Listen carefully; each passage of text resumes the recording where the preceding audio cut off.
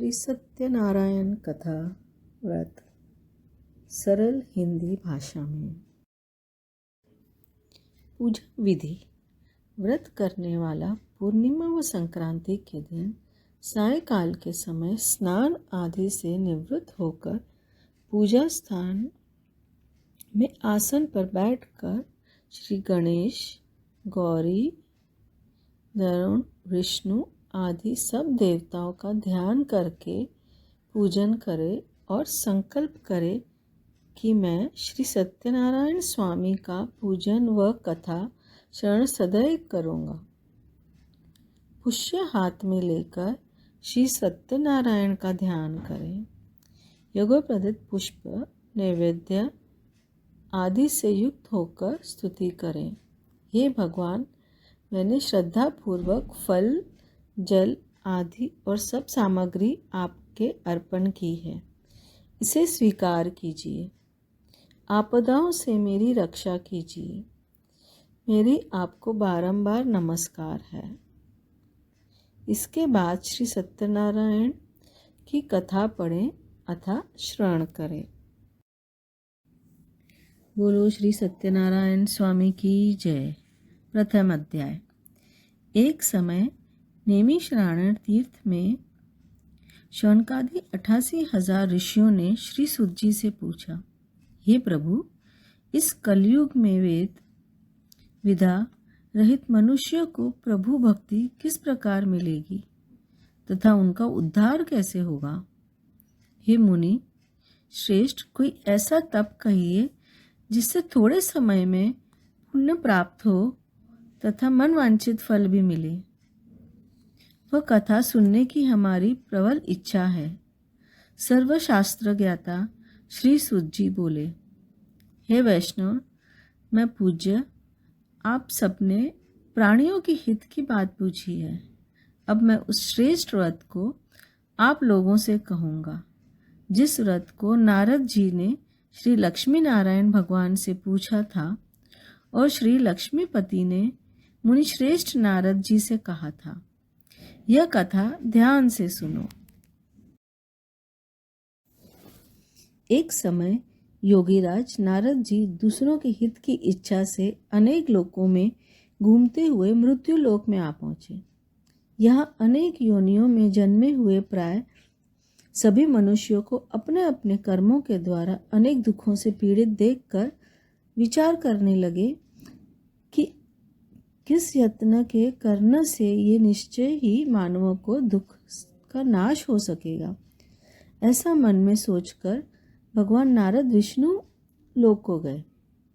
वहाँ श्वेत वर्ण और 4 भुजाओं वाले देवों के ईश नारायण का, जिनके हाथों में शंख, चक्र, गदा और पद्म थे तथा वरमाला पहने हुए थे, देखकर स्तुति करने लगे। हे भगवान, आप अत्यंत शक्ति से संपन्न हैं। मन तथा वाणी भी आपको नहीं पा सकती। आपका अधि मध्य अंत नहीं है। निर्गुण स्वरूप सृष्टि के कारण भक्तों के दुखों को नष्ट करने वाले हैं वो। आपको मेरा नमस्कार है। नारद जी से इस प्रकार की स्तुति सुनकर विष्णु भगवान बोले, हे मुनि श्रेष्ठ, आपके मन में क्या है? आपका किस काम के लिए आगमन हुआ है? निसंकोच कहो। तब नारद मुनि बोले, मृत्यु लोक में सब मनुष्य जो अनेक योनियों में पैदा हुए हैं, अपने अपने कर्मों के द्वारा अनेक प्रकार के दुखों से दुखी हो रहे हैं। नाथ, मुझ पर दया रखते हो तो बताइए कि उन मनुष्यों को सब दुख थोड़े से ही प्रयत्न से कैसे दूर हो सकते हैं? श्री भगवान जी बोले, हे नारद, मनुष्यों की भलाई के लिए तुमने बहुत अच्छी बात पूछी है। जिस काम के करने से मनुष्य मोह से छूट जाता है, वह मैं कहता हूँ, सुनो। बहुत पुण्य देने वाला स्वर्ग तथा मृत्यु लोक दोनों में दुर्लभ यह उत्तम व्रत है। आज मैं प्रेमवश होकर तुमसे कहता हूँ। श्री सत्यनारायण भगवान का यह व्रत अच्छी तरह विधान पूर्वक संपन्न करके मनुष्य तुरंत ही यहाँ सुख भोग कर मरने पर मोक्ष प्राप्त होता है।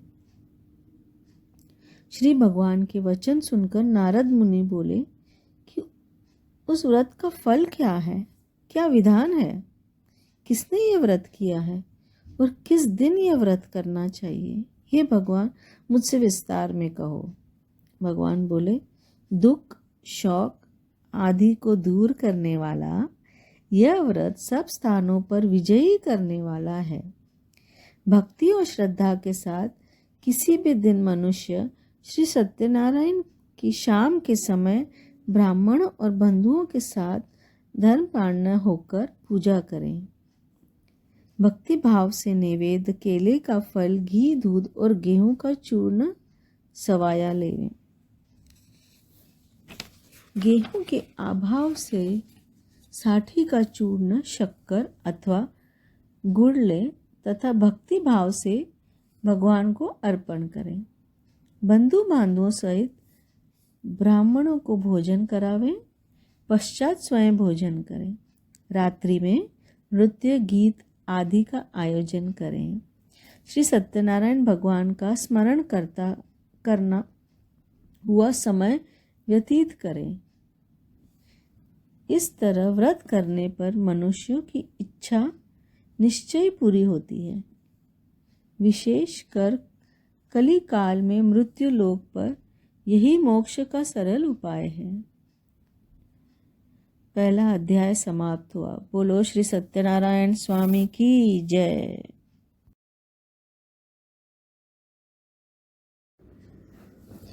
द्वितीय अध्याय। सूत बोले, हे ऋषियों, जिसने पहले समय में इस व्रत को किया है उसका इतिहास कहता हूँ, ध्यान से सुनो। सुंदर काशीपुरी नगर में एक अत्यंत निर्धन ब्राह्मण रहता था। वह भूख और प्यास से बेचैन हुआ पृथ्वी पर घूमता था। ब्राह्मणों से प्रेम करने वाले श्री भगवान ने ब्राह्मण को दुखी देखकर बूढ़े ब्राह्मण का रूप धारण कर उसके पास आदर से पूछा, हे विप्र, तुम किस नित्य ही दुखी होकर पृथ्वी पर क्यों घूमते हो? हे श्रेष्ठ ब्राह्मण, यह सब मुझसे कहो, मैं सुनना चाहता हूँ। ब्राह्मण बोला, मैं निर्धन ब्राह्मण हूँ, भिक्षा के लिए पृथ्वी पर फिरता हूँ। हे भगवान, यदि आप इससे छुटकारे का उपाय जानते हो तो कृपा कर कहो। वृद्ध ब्राह्मण बोला कि श्री सत्यनारायण भगवान मनवांछित फल देने वाले हैं, इसलिए हे ब्राह्मण, तू उनका पूजन कर, जिसके करने से मनुष्य सब दुखों से मुक्त होता है। ब्राह्मण को व्रत का सारा विधान बताना और फिर वो बूढ़ा ब्राह्मण का रूप धारण करने वाले श्री सत्यनारायण भगवान अंतर्ध्यान हो गए। जिस व्रत को बूढ़े ब्राह्मण ने बताया है, मैं उसको करूँगा, यह निश्चय करने पर उस वृद्ध ब्राह्मण को रात में नींद भी नहीं आई। वह सवेरे उठकर श्री सत्यनारायण भगवान के व्रत का निश्चय कर भिक्षा के लिए चला गया। उस दिन उसको भिक्षा में बहुत सा धन मिला, जिससे उसने बंधु बांधवों के साथ श्री सत्यनारायण का व्रत किया। इसके करने से वह विप्र सब दुखों से छूटकर अनेक प्रकार की संपत्तियों से युक्त हुआ। उस समय से वह विप्र हर मास व्रत करने लगा। इस तरह सत्यनारायण भगवान के व्रत को जो करेगा वह सब पापों से छूटकर मोक्ष को प्राप्त होगा। आगे जो पृथ्वी पर सत्यनारायण भगवान का व्रत करेगा वह मनुष्य सब दुखों से छूट जाएगा। इस तरह नारद जी से नारायण का यह कहा हुआ व्रत मैंने तुमसे कहा। हे विप्रो, अब मैं और क्या कहूँ? ऋषि बोले, हे मुनीश्वर, संसार में इस विप्र से सुनकर किस किस ने इस व्रत को किया है, हम सब सुनना चाहते हैं। इसके लिए हमारे मन में श्रद्धा है। सूत जी बोले, हे मुनियों, जिस जिसने इस व्रत को किया है वह सब सुनो। एक समय यह वृद्ध ब्राह्मण धन और ऐश्वर्य के अनुसार बंधु बांधुओं के साथ व्रत करने को तैयार हुआ। उसी समय एक लकड़ी बेचने वाला बूढ़ा आदमी आया और बाहर लकड़ियां को रख कर विप्र के मकान में गया। प्यास से दुखी लकड़हारा उनको व्रत करते देखकर विप्र को नमस्कार कर कहने लगा कि आप यह किसका पूजन कर रहे हैं और इस व्रत के करने से क्या फल मिलता है? कृपा कर मुझसे कहो। ब्राह्मण ने कहा, सब मनोकामनाओं को पूरा करने वाला यह श्री सत्यनारायण भगवान का व्रत है। इनकी ही कृपा से मेरे यहाँ धन धान्य अधिवृद्धि हुई है। विप्र से इस व्रत के बारे में जानकर लक्कड़हारा बहुत प्रसन्न हुआ। भगवान का चरणामृत लेकर और भोजन करने के बाद अपने घर को गया। लक्कड़हारा ने अपने मन में इस प्रकार का संकल्प किया कि आज ग्राम में लकड़ी बेचने से जो धन मिलेगा उसी से सत्यनारायण देव का उत्तम व्रत करूंगा। यह मन में विचार कर वह बूढ़ा आदमी लकड़ियां अपने सिर पर रख कर जिस नगर में धनवान लोग रहते हैं वह ऐसे सुंदर नगर में गया। उस रोज वहां उस पर उन्हीं लकड़ियों का दाम पहले दिनों से ज्यादा चौगुना मिला। तब वह बूढ़ा लक्कड़हारा दाम ले और अति प्रसन्न होकर पक्के केले की फली, शक्कर, घी, दूध, दही और गेहूं का चूर्ण इत्यादि श्री सत्यनारायण भगवान के व्रत की कुल सामग्रियों को लेकर अपने घर को गया। फिर उसने अपने भाइयों को बुलाकर विधि के साथ भगवान जी का पूजन और व्रत किया। उस व्रत के प्रभाव से वह बूढ़ा लक्कड़हारा धन, पुत्र आदि से युक्त हुआ और संसार के समस्त सुख भोग कर वैकुंठ को चला गया। दूसरा अध्याय समाप्त हुआ। बोलो श्री सत्यनारायण स्वामी की जय।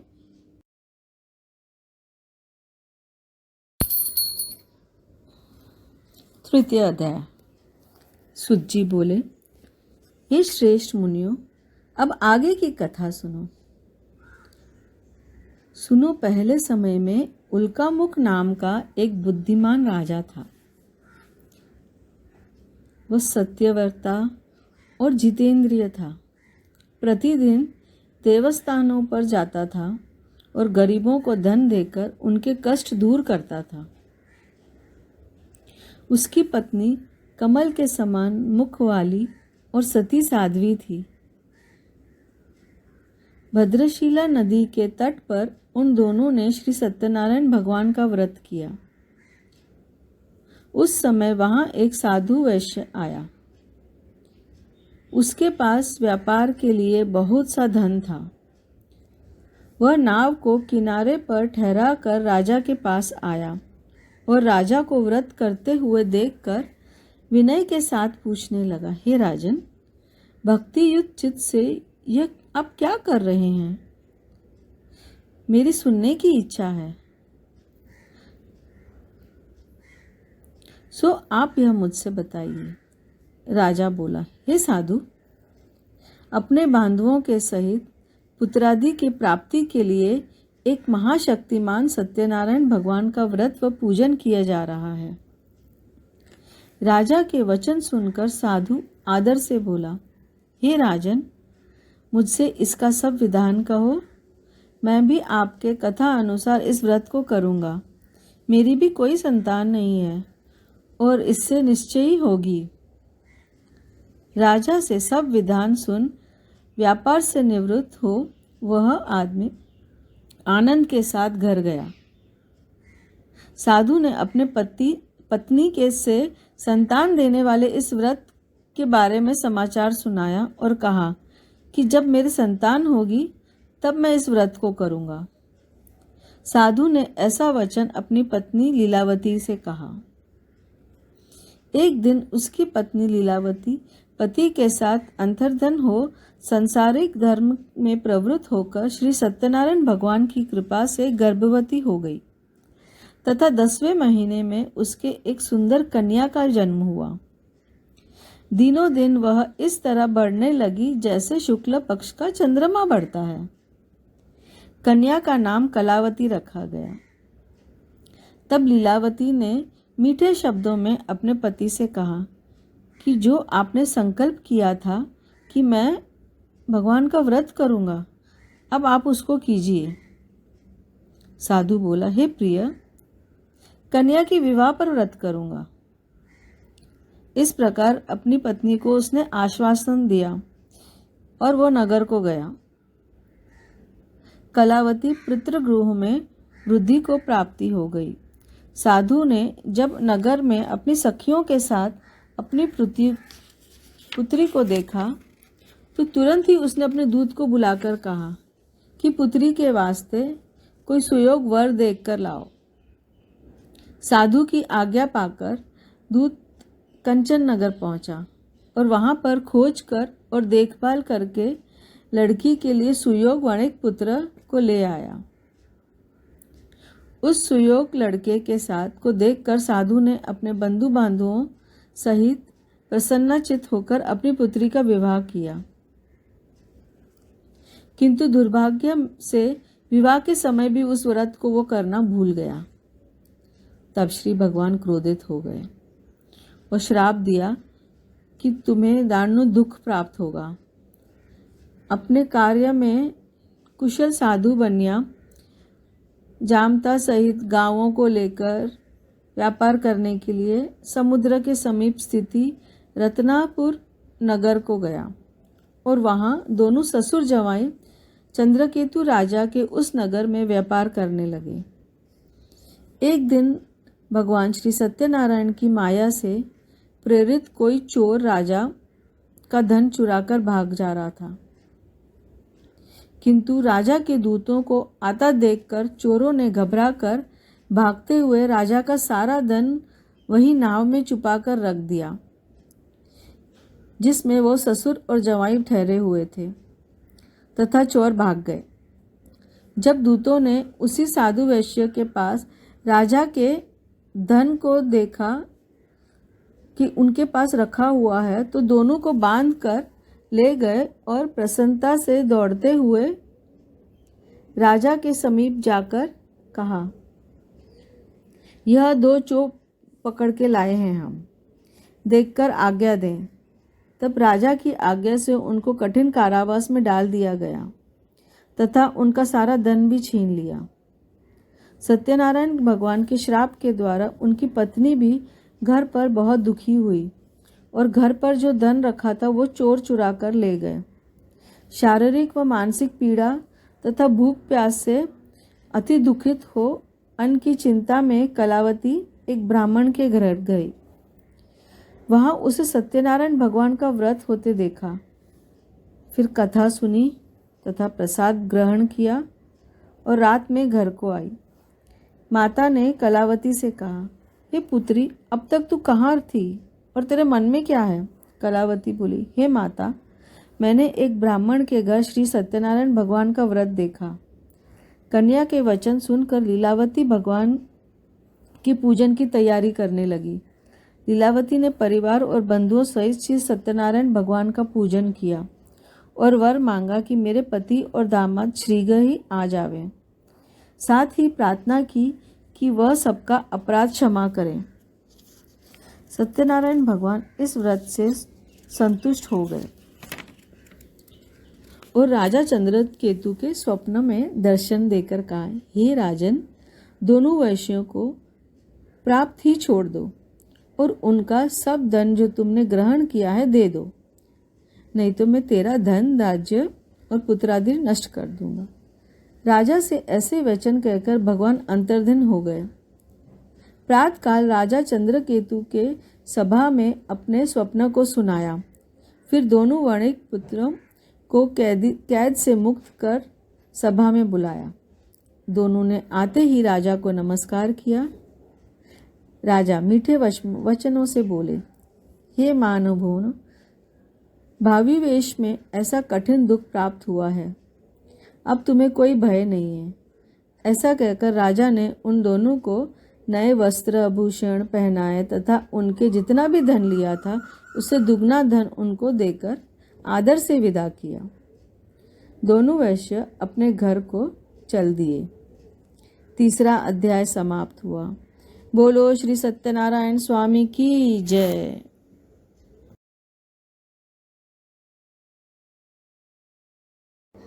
चतुर्थ अध्याय।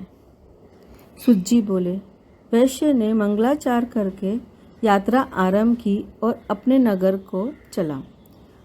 उनके थोड़े दूर निकलने पर धरणी वैश्यधारी श्री सत्यनारायण भगवान ने उससे पूछा, हे साधु, तेरे नाव में क्या है? अभिमानी वणिक हंसता हुआ बोला, हे दंडी, आप क्यों पूछते हो? क्या धन लेने की इच्छा है? मेरे नाव में तो वेल और पत्ते भरे हुए हैं। वैश्य का कठोर वचन सुनकर भगवान ने कहा, तुम्हारा वचन सत्य हो। धरणी ऐसा कहकर वहां से दूर चले गए। कुछ दूर जाकर समुद्र के किनारे बैठ गए।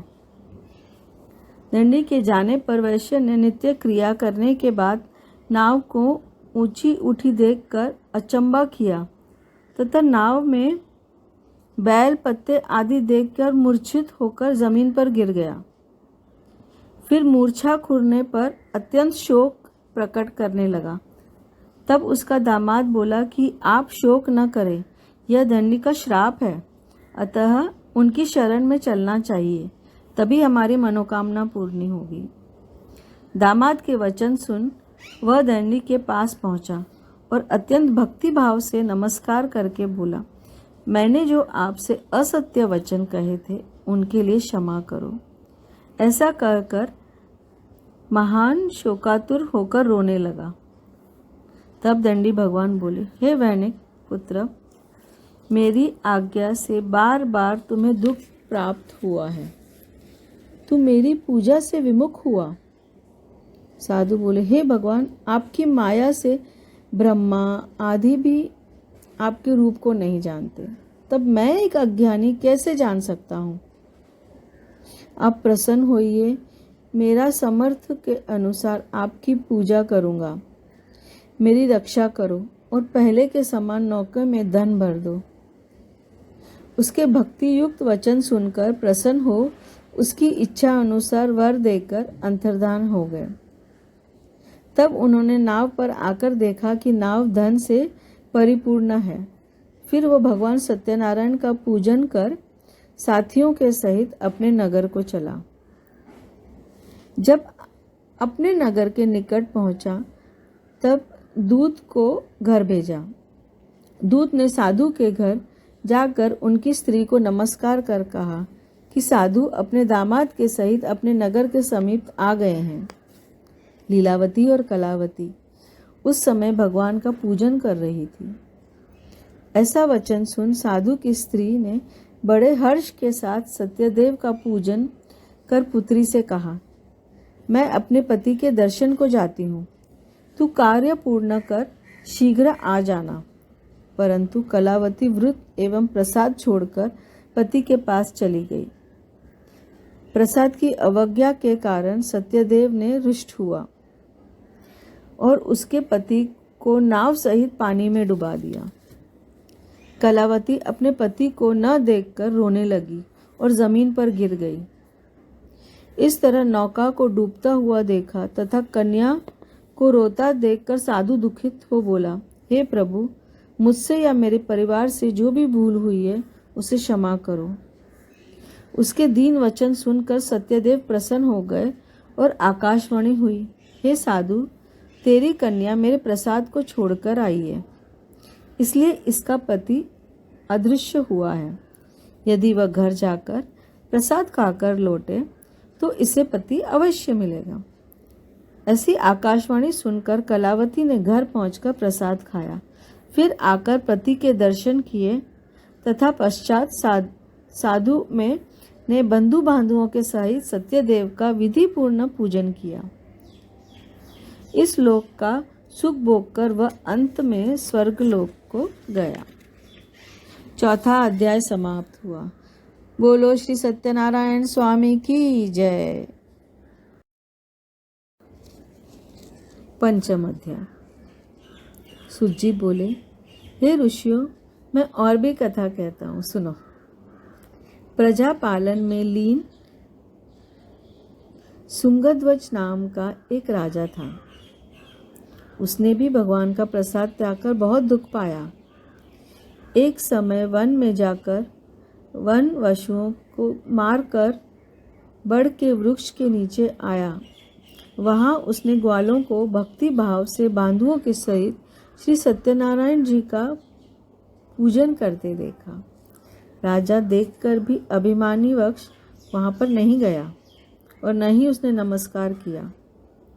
जब ग्वालों ने भगवान का प्रसाद उनके सामने रखा तो वह प्रसाद त्याग कर अपनी नगरी को चला गया। वहाँ उसने अपना सब कुछ नष्ट पाया तो वह जान गया था कि यह सब तो भगवान ने किया है। तब वह विश्वास कर ग्वालों के समीप गया और विधि पूर्वक पूजन कर प्रसाद खाया तो सत्यनारायण देव की कृपा से सब कुछ पहले जैसा हो गया। फिर वो दीर्घ काल तक सब दुख सुख भोग कर मरने पर स्वर्गलोक को गया। जो मनुष्य इस परम दुर्लभ व्रत को करेगा, भगवान की कृपा से उसे धन धान्य की प्राप्ति होगी। निर्धन धनी और बंदी बंधन से मुक्त होकर निर्भय हो जाता है। संतानहीनों को संतान प्राप्त होती है तथा सब मनोरथ पूर्ण होकर अंत में वैकुंठ धाम को जाते हैं। जिन्होंने पहले इस व्रत को किया है, अब उनके दूसरे जन्म की कथा कहता हूँ। वृद्ध संतादन ब्राह्मण ने सुदामा का जन्म लेकर मोक्ष को पाया। उल्कामुख नाम का राजा दशरथ होकर वैकुंठ को प्राप्त हुआ। साधु नाम के वैश्य ने मोर ध्वज बनकर अपने पुत्र को और से चीर कर मोक्ष को प्राप्त किया। महाराज तुंगध्वज ने स्वयंभूर्मन हुए भगवान में भक्तिपूर्वक होकर कर्म में कर मोक्ष को प्राप्त किया। पंचम अध्याय समाप्त हुआ। बोलो श्री सत्यनारायण स्वामी की जय।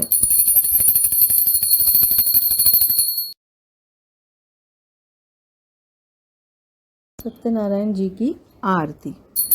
जय लक्ष्मी रमण श्री जय लक्ष्मी रमण सत्यनारायण स्वामी सत्यनारायण स्वामी जनपातक हरण ओम जय लक्ष्मी रमण।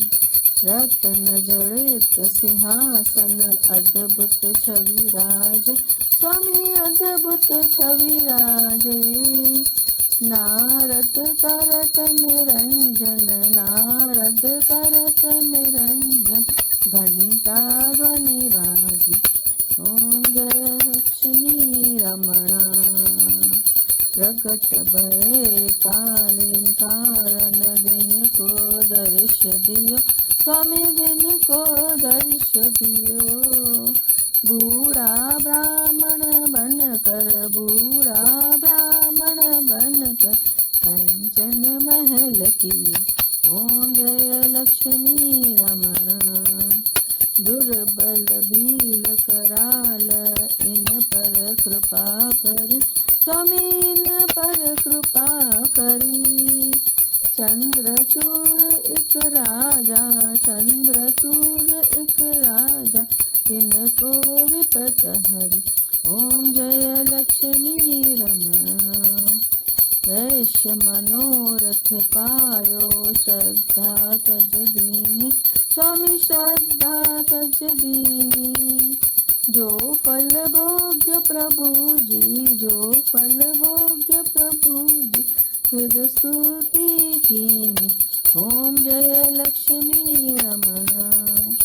भाव भक्ति के कारण छिन्न छिन्न रूप धरो स्वामी, छिन्न छिन्न रूप धरो। श्रद्धा धारण कीनी, श्रद्धा धारण कीनी, तिनको काज करो। ओम जय लक्ष्मी रमण। ग्वाल बाल संग राजा वन में भक्ति करे स्वामी, वन में भक्ति करे। मन वंचित फल दीना, मन वंचित फल दीना, दीन दयाल हरि। ओम जय लक्ष्मी रमण। चंदत प्रसाद सवायो कदली फल मेवा स्वामी, कदली फल मेवा। धूप दीप तुलसी से, धूप दीप तुलसी से, राजी सत्य देवा। ओम जय लक्ष्मी रमण। श्री सत्यनारायण जी की आरती जो कोई भी गावे स्वामी, जो कोई भी गावे। कहत शिवानंद स्वामी, कहत शिवानंद स्वामी, मन वंचित फल पावे। ओम जय लक्ष्मी रमण। ओम जय लक्ष्मी रमण स्वामी, जय लक्ष्मी रमण। सत्यनारायण स्वामी, सत्यनारायण स्वामी, जनपातक हरण। ओम जय लक्ष्मी रमण। बोलो श्री सत्यनारायण स्वामी जी की जय।